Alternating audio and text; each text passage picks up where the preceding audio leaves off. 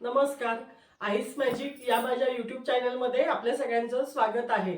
तर आज मी तुम्हाला दाखवणार आहे कांद्याच्या पातीची भाजी कशी करायची आणि त्यासाठी लागणारे काय काय साहित्य आहे आपलं ते मी तुम्हाला दाखवते. तर त्यासाठी आपण भाजी बनवण्यासाठी घेतल्या आहेत या 2 कांद्याची जुडी घेतलेली आहेत मी. त्या स्वच्छ धुवून चिरून घेतल्यात.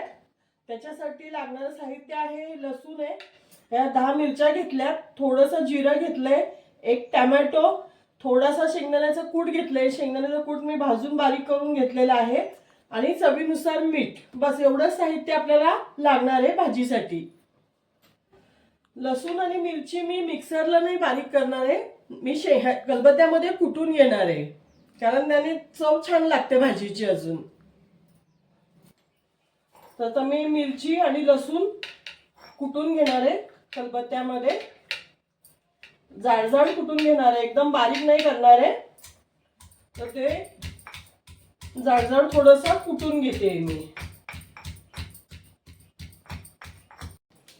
तर बघा मी असा हा ठेचा करून घेतलाय लसूण आणि मिरचीचा मस्त. हे बघा असा मस्त छान ठेचा करून घेतलाय. टोमॅटो चिरून घेतले. तर आता मी भाजी फोडणीला देते.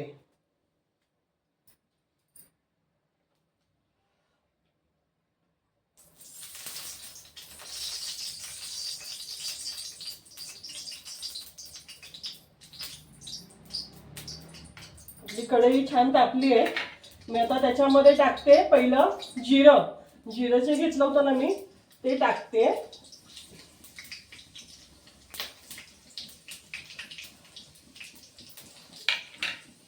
जिरं छान भाजलं गेलं आपलं. आता हा मिरचीचा जो ठेचा केला होता मी तो त्याच्यामध्ये ऍड करते.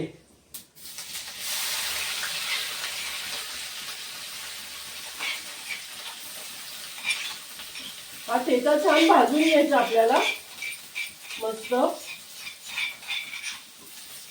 म्हणजे लसणाचा जो सुगंध असतो ना तो आपल्या भाजीला छान येतो. बघा आता आपला मसाला भाजला गेलाय छान. आता मी त्यामध्ये ऍड करते हा टोमॅटो. टोमॅटोही आपल्याला थोडासा भाजून घ्यायचा आहे, थोडासा नरम होईपर्यंत भाजून घ्यायचा आहे. त्याच्यानंतर मग आपण त्याच्यामध्ये कांद्याची पात ऍड करायची.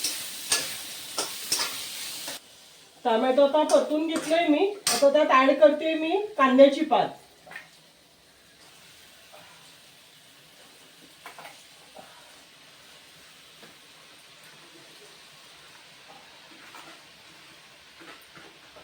आता कांद्याच्या पातीचं पाणी सुटेल त्याच्यामध्येच ही भाजी आपली शिजली जाईल छान. टोमॅटोही शिजला जाईल त्याच्यासोबत.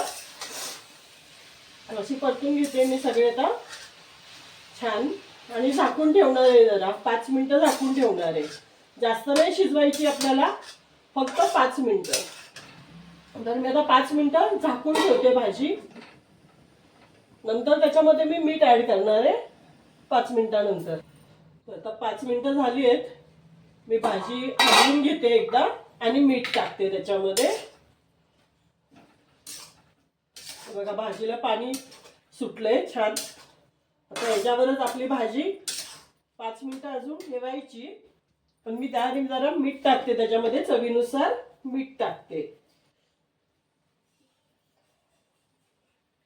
भाजी कंप्लीट झाल्यानंतर आपल्याला शेंगदाण्याचं कूट थोडंसं टाकायचंय त्याच्यामध्ये. आता मीठ हलवून मी परत झाकून ठेवते 5 मिनिटासाठी. 5 मिनिटांमध्ये आपली भाजी रेडी होऊन जाईल. तर आपली भाजी बघा आता रेडी झाली आहे खाण्यासाठी. शिजली पण छान. आता मी त्याच्यामध्ये शेंगदाण्याचं कूट टाकून घेते. तुम्ही शेंगदाण्याचं कूट तुम्हाला आवडत नसेल तर तुम्ही ओलं खोबरं वगैरे टाकू शकता याच्यामध्ये, तेही छान लागतं अशा भाजीमध्ये. तर तसंही करून बघा. तर बघा ही आपली भाजी अशी आता खाण्यासाठी तयार आहे. भाकरी सोबत भाजी छान लागते. अशी भाजी ज्वारीची भाकरी वगैरे याच्यासोबत छान लागते खायला.